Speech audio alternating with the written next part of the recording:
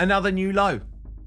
Just when I thought it couldn't get any worse this week, Meghan Markle has only gone to People magazine to brief against her own husband. Yes, that's right. As if she hasn't humiliated.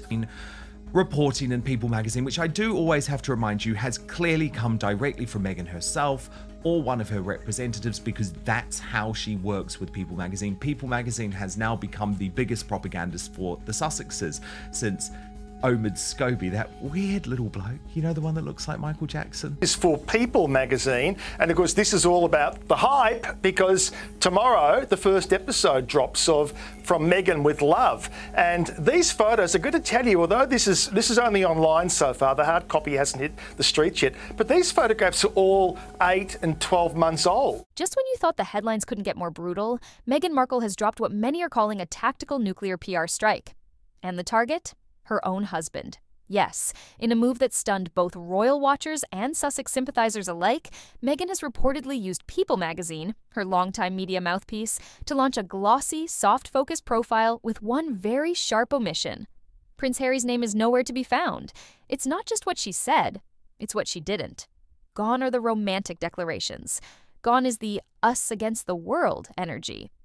And in its place, carefully curated quotes, serene images pulled from the archives, and a single message wrapped in lavender-scented PR polish. Meghan is moving forward, and Harry might not be coming with her. The timing, chillingly precise. With her new lifestyle series, From Meghan with Love, about to premiere, this puff piece is anything but innocent. It's a calculated play. And it may be the clearest signal yet that the fairy tale is cracking under the weight of reality. While Harry battles lawsuits, estranged family members, and his own emotional past, Meghan is branding, building, and, it seems, branding without him. So, is this just a case of clever marketing, or are we witnessing the soft launch of a solo act? One thing's for sure, this wasn't a coincidence. This was a warning shot. And Meghan didn't even have to pull the trigger. She let the story, the photos, and the silence speak for themselves. Because sometimes the loudest breakup doesn't come with shouting. It comes with a smile, a quote, and a missing name. If you followed Meghan Markle's media strategy over the past few years, then you already know one thing. People magazine isn't just a platform. It's a weapon. For those unfamiliar, Meghan has a long-standing relationship with People, dating back to the days when she used the publication to defend herself from royal critics. It's the same magazine that once published glowing insider testimonials from her 5 close friends, anonymously of course, to push back against negative press. But this latest profile, it takes things to a whole new level. On the surface, it looks like a simple lifestyle feature. Meghan, shot in soft light, speaking in vague affirmations about joy, motherhood, and creative freedom. But look closer, and what's missing becomes impossible to ignore. Prince Harry. Not just missing in the literal sense. Absent from the text, left out of the pictures, and entirely excluded from Meghan's new narrative. The photos featured in the article aren't even current. They're up to a year old. That wasn't an oversight. That was a choice, a loud, premeditated one. And the question everyone's asking is, why? Why would Meghan, whose entire public image has been tied to the power couple identity she crafted with Harry, suddenly release a major media profile without him? I find very peculiar. Why didn't they do a far more recent photo shoot with her? They've obviously done a more recent interview with her, and to be very honest, it's a puff piece, but that's not a criticism. She obviously is wanting to avoid. Why use old photos when newer, glossier shots could have been staged? And most damning of all, why launch this strategic piece the day before her Netflix series premieres? Because this isn't just a press release, it's a statement. It's Meghan saying, I'm doing just fine on my own. And to royal observers, the subtext is deafening. If this marriage crashes and burns, don't blame me. I've evolved. I'm thriving. I've moved on. But here's where it gets even colder. Despite being the centerpiece of Meghan's life story just a few years ago, Harry isn't just being phased out. He's being erased. The profile reads like an introductory pitch for a solo brand, a soft launch for Meghan 2.0. The lifestyle mogul, the spiritual CEO, the female founder. She's sipping matcha. She's lighting sage. She's journaling under moonlight in Montecito. And if Harry's struggling to keep up, that's his problem. One line, allegedly from a source close to Meghan, delivers the final blow. It reads, Meghan wishes her husband could feel less burdened by the past and more present in the life they've built together.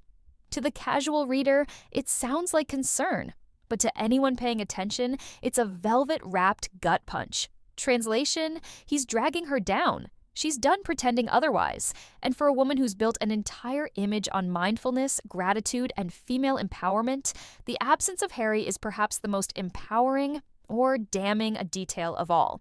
But don't be fooled by the linen dresses and sunset quotes. This wasn't a spontaneous interview. This was a coordinated drop, a press play dressed in pastel fonts and wellness buzzwords. Meghan didn't pick People magazine by accident. She picked it because it reaches her core audience, middle America, affluent women, media-conscious consumers, the exact demographic she needs to buy into her next chapter. Whether it's a Netflix show, a lifestyle brand, or a re-election campaign for public sympathy, Meghan just dropped a breadcrumb trail that leads directly away from Prince Harry. Last few days, with the slut drop video, with the release of all of the pictures of Lily, with the whole world talking about the fact that the bump doesn't look at all real. And make no mistake, in the world of celebrity image control, that's not a puff piece. That's a detonation. If Meghan Markle has mastered anything, it's the art of controlling the narrative without ever having to speak the words herself. This latest People magazine feature, it's not just an article, it's a blueprint for image management. Every quote is manicured. Every omission is deliberate. Every word whispers a message louder than a headline ever could. And one thing is abundantly clear. Meghan is speaking like someone preparing for a solo career, not just in media, but in life. While Harry is still trying to explain his past, Meghan is branding her future. She's not just marketing a show, she's marketing herself. A woman of vision, of peace, of glowing personal evolution. The grounded, spiritual CEO of the Sussex household, the architect of her next chapter.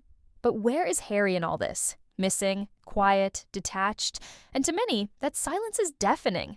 There's a growing sense that Meghan is running the PR machine at full throttle while Harry is, stuck in neutral. She's giving sleek interviews. He's dodging royal family group chats. She's curating the narrative. He's clinging to memories of the palace and asking why no one calls him anymore.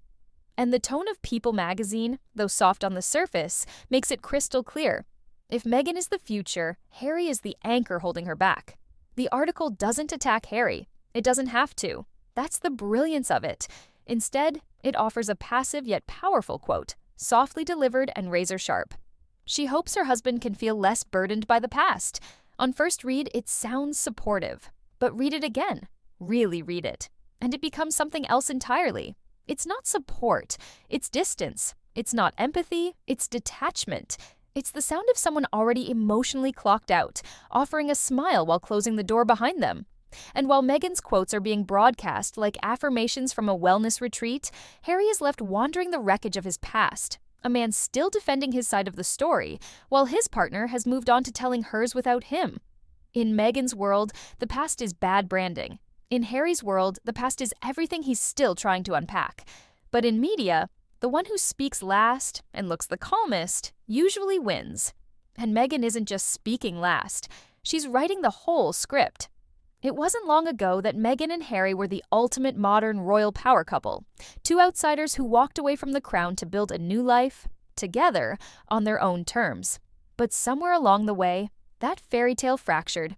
And if you read between the lines of this new press push, you'll see it clearly. Meghan is no longer writing love stories. She's writing a solo origin story. And Harry? He's looking more like a footnote. This is a narrative shift so sharp it could slice clean through Buckingham Palace curtains. Gone is the Meghan who once described Harry as her protector, her rock, the man who rescued her from the confines of royal life. In her latest press push, he isn't even a supporting character. In fact, he's not in the story at all. Instead, Meghan's the star, the founder. And rub salt into the wounds by going to People magazine and pointing out that she's not the issue. Of course, the royal rift just has nothing to do with her. So we're going to get analysis from our royal mastermind, Prince Harry's biographer Angela Levin, in just one moment. But first, let me take you through this astonishing. The enlightened mother. The woman who burns sage at sunrise, balances meetings with meditation, and builds multi-million-dollar empires while sipping herbal tea. She's the hero of her own narrative now. The framing is deliberate. Meghan is thriving. Meghan is evolving. Meghan is glowing in Montecito serenity. And Harry is described in vague, shadowed terms, always in the context of emotional baggage. He's the man burdened by the past, the man who can't let go, the one who, despite everything, still seems to be looking over his shoulder at the palace gates, wondering what went wrong. He's painted not as the partner, but as the obstacle. And that's no accident, because in a well-crafted rebrand, you don't just elevate the new version of yourself, you carefully step away from the parts that no longer fit the image. In Meghan's case, that means shifting from half of a dynamic duo to solo success story. You can practically hear the marketing pitch. She was once a duchess, now she's a mogul. She left the palace behind and found peace, purpose, and power. It's early 2000s PR all over again, with just a sprinkle of modern influencer sheen. Think Angelina after Brad. Think Beyoncé's Lemonade. Think Gwyneth's conscious uncoupling, but with vision boards and crystal grids. And through it all, Harry remains trapped in a narrative that no longer serves him. He wrote Spare to reclaim his voice, but that voice is now fading under the weight of Meghan's media presence. She's not reacting anymore. She's redefining. And Harry, he's still reacting. To royals, to tabloids, to trauma. His fight is personal, raw, unresolved. Hers? It's polished, packaged, and perfectly timed to drop alongside a multi-million-dollar streaming launch. Any kind of negativity, and she does attract that. She attracts criticism. She's become a very divisive person, but she's saying all the right things. She's even explaining why she's kept the Sussex name, why keeping... Meghan has transformed from a royal rebel to a media mogul in waiting. She's not just moving forward. She's doing it in heels and designer linen with a perfectly filtered lens and a publicist-approved mission statement. And Harry, he's looking more and more like a character from a previous season of her story. If Prince Harry thought he could lob grenades at the royal family and still be invited back for tea at Balmoral, the latest silence from the palace proves otherwise. Behind the gilded gates of Buckingham Palace, no words have been spoken, no statements issued. And yet the message couldn't be louder. Harry is out in the cold, fully, finally, and possibly permanently. The breakdown started with Spare, of course, Harry's emotional memoir that pulled no punches. In it, he portrayed his father, King Charles, as emotionally vacant. He described his brother, Prince William, as aggressive and volatile, and he painted his stepmother, Queen Camilla, as a calculating media manipulator who bartered family secrets for favorable press. It was royal, scorched earth. And while Harry may have felt catharsis in writing it, the institution that shaped him responded in the most royal way possible. Total silence. No rebukes, no rebuttals, no olive branches, just ghosting. The royal kind. Velvet gloves with iron fists. And now, as King Charles battles cancer and Prince William shoulders more of the crown's weight, Harry finds himself completely cut off. Not just emotionally, but logistically. Sources report that he learned about his father's diagnosis through the press, not through a call, not through family, through headlines. Even now, he's allegedly not being kept in the loop about Charles's condition or the palace's internal conversations. And how could he be? He aired the family's most painful secrets to millions, and then seemed surprised when he was no longer welcome at the table. But here's where it gets complicated. Harry may have burned his royal bridges, but Meghan? She's not even looking in that direction anymore. In fact, in this latest People profile, it's clear she's done playing the role of the wounded duchess hoping for reconciliation. There are no more quotes about healing, no gentle references to her complicated experience, not a single word about the monarchy. And that's telling. Meghan isn't just over the royal drama. She's moved on, professionally, emotionally, and strategically. While Harry seems to be frozen in a loop of regret, pain, and nostalgia, Meghan's energy is forward-facing, future-focused, detached, and perhaps most damaging of all. Reporting in People magazine, which I do always have to remind you, has clearly come directly from Meghan herself or one of her representatives, because that's how she works with People magazine. People magazine has now become the biggest propagandist for the Sussexes since Omid Scobie, that weird little bloke, you know, the one that looks like Michael Jackson. She's letting Harry face the palace's silence alone.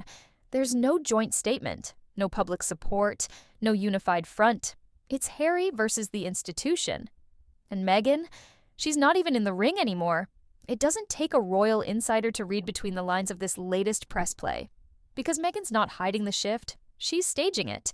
This People magazine profile isn't a spontaneous leak or a surprise exclusive. It's curated, crafted, and choreographed down to the last breathy quote. You don't land a feature like that with full-page spreads and carefully worded sources. Without intention. This was a strategic narrative drop, disguised as lifestyle fluff, a pastel-toned press release for a woman quietly rebranding as a solo act. And the way she's doing it, absolutely ruthless, in the most elegant way possible. She doesn't throw Harry under the bus. She doesn't call him out. She doesn't even say his name. Instead, she lets others do the talking, anonymous sources, passive voice, insider commentary.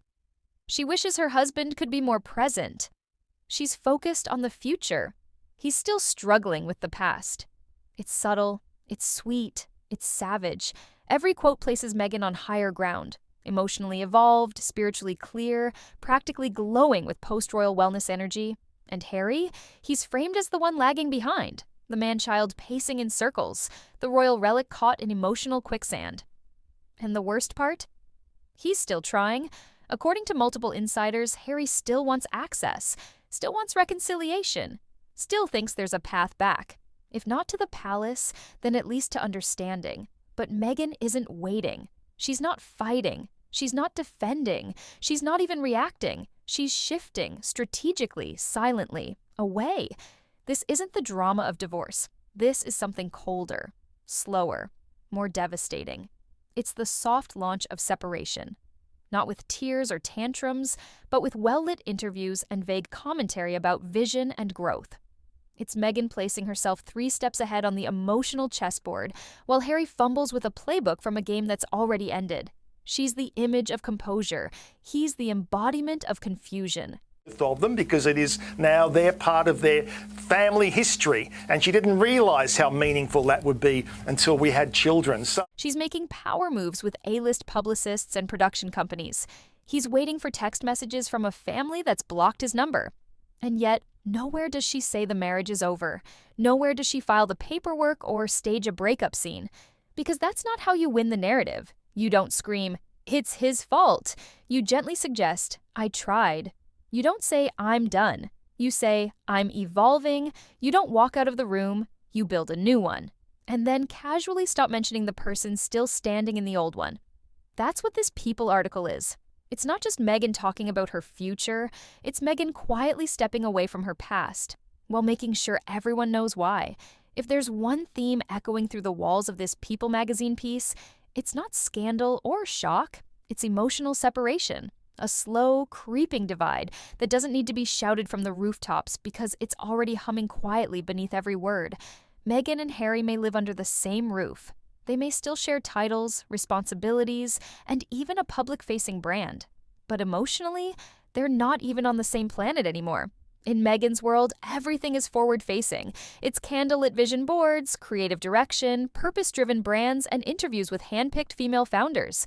It's manifesting peace and sipping green juice under a California sunrise.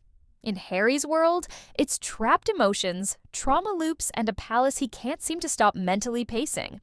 While Meghan aligns chakras and negotiates production budgets, Harry is, quite literally, still trying to get back into the royal group chat. And that's not a metaphor. Reports suggest that Harry is baffled that his father and brother, the same ones he publicly exposed in Spare, are no longer reaching out. He's shocked that he's not being looped into health updates about King Charles, that he's not part of the inner circle. But here's the truth. No one's saying out loud, you can't burn a castle down and then be surprised when you're not invited back inside.